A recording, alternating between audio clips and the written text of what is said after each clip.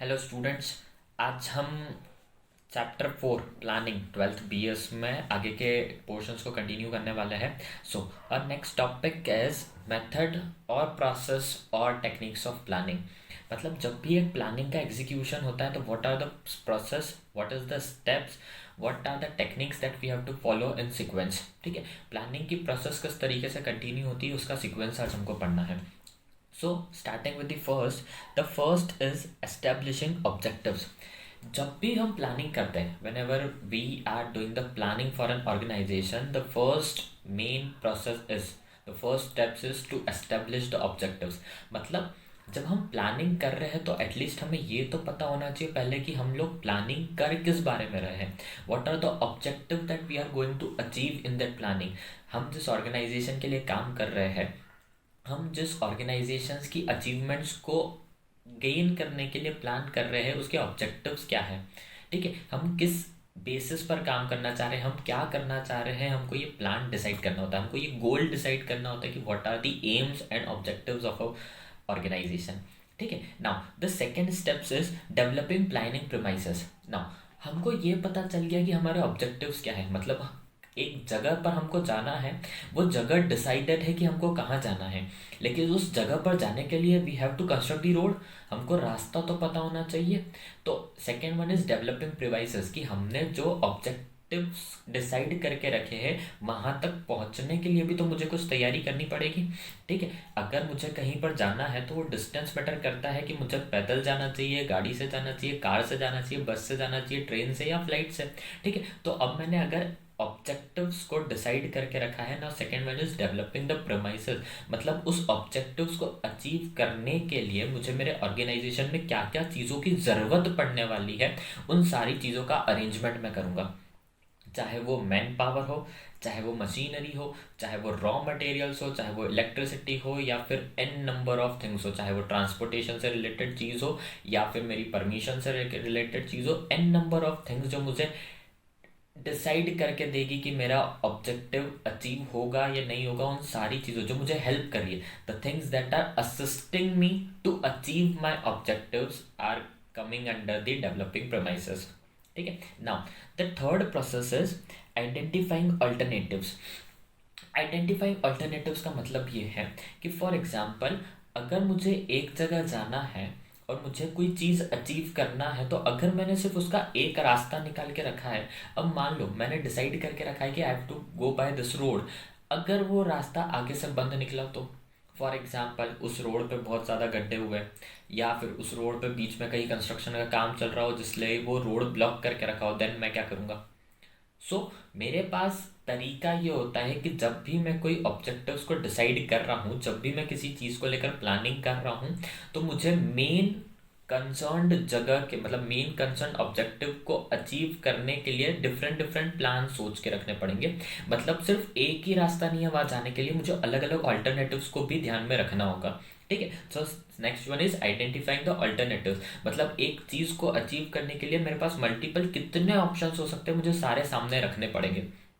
ठीक है, कि एक जगह से ए पॉइंट से बी पॉइंट पे जाना है तो मैं स्ट्रेट भी जा सकता हूँ, मैं इस तरीके से घूम के भी जा सकता हूँ, मैं पीछे से घूम के भी जा सकता हूँ। तो मुझे अलग अलग अल्टरनेटिव्स, मेरे पास ऑप्शंस क्या क्या है वो मुझे सारे दिमाग में रखने हैं कि मेरे पास एक काम को अचीव करने के लिए इतने सारे तरीके हैं। Okay, now fourth is evaluation and selection of best alternative. मैंने चार चीज़ें प्लान करके रखी है जो मुझे एक ही रास्ते पर ले जाती हैं। मैंने मेरी प्लानिंग के ऑब्जेक्टिव्स को अचीव करने के लिए मैंने चार तरीके सोच के रखे हैं। Either I will select A, either I will select B, either C और आइदर डी। अब मैं उसमें से इवेल्युएट करूँगा कि इसमें से बेस्ट तरीका कौन सा है। ठीक है, और इन जो चारों में से बेस्ट तरीका होगा आई विल सिलेक्ट दैट। चार तरीके थे, एक बेस्ट इवेल्युएशन करूंगा मैं, एक बेस्ट सिलेक्शन, एक बेस्ट ऐसा तरीका ढूंढूंगा मैं जिस जो सबसे आसान होगा इस चारों में, जो सबसे कंफर्टेबल, सबसे इफिशिएंट और सबसे ज़्यादा काम को अचीव करने वाला तरीका होगा, दैट आई विल सिलेक्ट। ठीक है, so fourth point is evaluation and select of best alternative. Fifth is formulation of derivative plans. अब मैंने रास्ता तो निकाल लिया, मैंने रास्ता डिसाइड भी कर लिया कि मुझे इस रास्ते से जाना है। अब मुझे रास्ते में क्या क्या चीज़ों की ज़रूरत पड़ने वाली है, दैट आई विल मैनेज मतलब फॉर्मुलेशन ऑफ डेरिवेटिव प्लान्स, कि मैं जिस प्लान पे काम करना चाह रहा हूँ, जो काम मैंने सिलेक्ट करा है, जिस तरीके को मैंने अपनाया, तो उसमें बीच बीच में मुझे क्या चीज़ की ज़रूरत पड़ेगी मैं उस पर काम करूँगा। ठीक है, यहाँ पर लिखा हुआ है derivative plans are detailed supportive plan, this plans are made to support in executing the basic और मेन प्लान। मतलब मैंने जो प्लान डिसाइड करा है उसको सपोर्ट करने के लिए, उसको असिस्ट करने के लिए क्या क्या चीज़ों की ज़रूरत पड़ने वाली हो, मैं वो सारे गैदर करूँगा। Okay, the next is scheduling of different activities. अब देखो, एक जगह से दूसरे जगह पर, मतलब मुझे एक जगह से दूसरे जगह पर जाना है, या फिर मुझे यहाँ से लेकर इस स्टेप तक जाना है, तो यहाँ पर ये है मेरा मेन डेस्टिनेशन, मुझे यहाँ तक जाना है, मतलब मेरे प्लान को अचीव करना है। तो इसमें बहुत सारी स्टेप्स है ना, इन बहुत सारी स्टेप्स में जाने के लिए मुझे क्या क्या एक्टिविटीज़ फाइनल करनी पड़ेगी, मुझे क्या क्या एक्टिविटीज़ अचीव करनी पड़ेगी, ये मुझे पता होना चाहिए। ठीक है, so next is scheduling of different activities, कि मैं फर्स्ट से सेकंड स्टेप पे जाऊंगा तो ये काम करना है, सेकंड से थर्ड पे जाऊंगा तो एक काम करना है, थर्ड से फोर्थ पे जाऊंगा तो अलग काम करना है। तो ये अलग अलग शेड्यूलिंग करनी पड़ेगी कि अलग अलग एक्टिविटीज़ हर एक स्टेज पे मुझे क्या क्या मिलने वाली है, और किन स्टेजेस को पार करके मैं मेरी फाइनल स्टेज पे जाऊंगा। Okay, the next is follow up and review. मतलब कि जब तुमने सारा काम कर लिया तो उसके बाद उसका फॉलो अप लेना बहुत ज़्यादा ज़रूरी है। ठीक है, कि काम ठीक से हुआ कि नहीं हुआ, हमारे आगे एक स्टेप बढ़ने के बाद में पीछे वाला काम तो नहीं बिगड़ गया। मतलब हम जब प्लानिंग कर रहे हैं तो पूरी प्रोसेस बाय प्रोसेस एक एक स्टेप फॉलो होनी चाहिए, और उन एक एक स्टेप का फॉलो अप, फीडबैक और रिव्यूज़ लेना भी ज़रूरी है। ऐसा नहीं कि तुमने एक काम किया, आगे बढ़े और पीछे से वो काम बिगड़ गया, वरना प्लानिंग फेल हो जाएगी। तो एक ऑर्गेनाइजेशन में एक प्लानिंग तब ही सक्सेसफुल होती है जब ये सारी जो प्रोसेस है ना वो एक साथ एक सीक्वेंस में फॉलो होती है। ठीक है, so this was all about the method और प्रोसेस और टेक्निक्स ऑफ प्लानिंग। अब इस चैप्टर में एक लास्ट टॉपिक और बचता है, that is essential request of effect elements of effective planning, या फिर हम बोल सकते हैं characteristics of a good planning. एक अच्छी प्लानिंग के क्या क्या कैरेक्टरिस्टिक्स होते हैं हमको ये पढ़ना है। तो एक एक करके देखते हैं। First, simple. जब भी हम किसी ऑर्गेनाइजेशन के लिए एक प्लान बनाते हैं ना, that should be very simple. ऐसा नहीं कि यार समझने में दिक्कत हो रही है या फिर मुझे बोल के समझाना पड़ रहा है।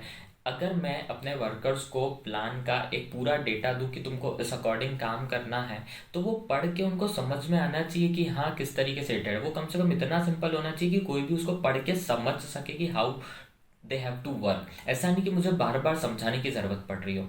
ठीक है, then next is specific objectives. उसमें जो ऑब्जेक्टिव्स होने चाहिए ना कि हमको क्या अचीव करना है किस स्टेज पे, ये बिल्कुल क्लियरली लिखे हुए होने चाहिए, स्पेसिफिक होने चाहिए कि इस स्टेज पर ये ऑब्जेक्टिव, नेक्स्ट स्टेज पर ये ऑब्जेक्टिव, थर्ड स्टेज पर ये ऑब्जेक्टिव, तो एक एक स्पेसिफिक होना चाहिए।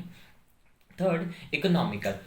प्लानिंग की जो प्रोसेस होती है ना, उसमें ये जो प्लानिंग हमने करके रखी किसी ऑर्गेनाइजेशन के लिए, इकोनॉमिक होना चाहिए। ऐसा नहीं कि प्लानिंग में बहुत ज़्यादा खर्चा लग रहा हो, प्लान करने में तुमने इतना ज़्यादा, प्लान बनाने में इतना ज़्यादा खर्चा कर लिया, तो फिर आगे की चीज़ों के लिए क्या करेंगे। तो प्लानिंग की जो प्रोसेस होती है वो इकोनॉमिक प्रोसेस होनी चाहिए। ठीक है, नेक्स्ट, फ्लेक्सिबल। हम जो भी प्लान्स बना रहे हैं ना वो फ्लेक्सिबल होना चाहिए। फॉर एग्जाम्पल, हमको बोल दिया गया कि पहले प्लान बनाओ और प्लान के अकॉर्डिंग काम करो। अब कुछ सर्कमस्टेंसेस, कुछ कंडीशंस, कुछ कॉन्सिक्वेंसेस, सिचुएशन, सिनेरियो ऐसे क्रिएट हो जाते हैं कि हम उस प्लान के अकॉर्डिंग काम नहीं कर पाते। तो ऐसे में हमारा प्लान फ्लेक्सिबल होना चाहिए कि कंडीशन और सिचुएशन को देखकर हम हमारे प्लान को थोड़ा सा स्विच कर सके या फिर इधर उधर टिल्ट कर सके, ताकि काम इजीली हो सके। तो मोल्डिंग द अपडेशन में भी पॉसिबल, क्योंकि उसके बिना काम नहीं होगा। अगर किसी जगह पर हम अटक गए और लग रहा है कि अगर प्लान के साथ में चलेंगे तो नहीं हो पाएगा, तो उस प्लान को चेंज करना उस टाइम के लिए ज़रूरी है, वरना हम आगे बढ़ ही नहीं पाएंगे। तो हमारा plan should be that much flexible कि हम उसको मोल्ड कर सके फॉर द फर्दर रिस्पॉन्स। ठीक है, next is in accordance with the objective. हमको प्लानिंग इस तरीके से करनी है ताकि हम हमारे में जो मेन ऑब्जेक्टिव है, जहाँ तक हमको जाना है वहाँ तक पहुँच ही गए। मतलब अगर मैं एक पॉइंट से दूसरे पॉइंट पे जाना चाह रहा हूँ तो यहाँ से मुझे यहीं जाने का प्लान बनाना पड़ेगा। अगर मैंने प्लान यहाँ से यहाँ जाने का बना दिया तो मैं इधर कभी नहीं पहुँच पाऊंगा। तो प्लान जो बनना चाहिए that should be in accordance with the objective. जिस चीज़ को अचीव करना है उसके अकॉर्डिंग प्लान होना चाहिए। ठीक है, the next one is feasible. Feasible का मतलब ये होता है कि हमने प्लान तो बना लिया, लेकिन क्या उसकी फिजिबिलिटी चेक करी। मैंने बोल दिया कि मेरे ऑर्गेनाइजेशन में एक दिन में 100 किलो का प्रोडक्शन होना चाहिए, लेकिन मुझे मालूम है कि मेरा ऑर्गेनाइजेशन इतना केपेबल है कि एक दिन में 40 किलो का ही प्रोडक्शन कर सकता है। तो फिर 100 किलो का कैसे होगा?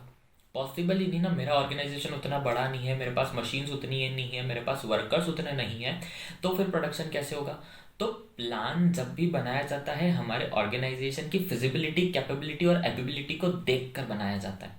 ठीक है, तो जब भी प्लान्स बनाते हैं दैट शुड बी फिजिबल, कि क्या हम सच में उसको अचीव कर सकते हैं। अगर अचीव कर पा रहे हैं जिस चीज़ को, उसके अकॉर्डिंग हमको प्लान बनाना है। ठीक है। The next is balanced.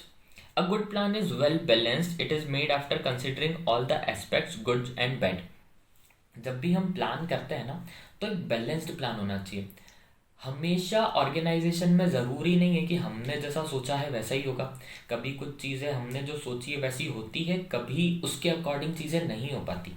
मतलब किसी भी ऑर्गेनाइजेशन में जो काम होता है उसके दोनों एस्पेक्ट्स होते हैं। काम बहुत अच्छे से भी होता है, कभी कभी काम खराब भी हो जाता है।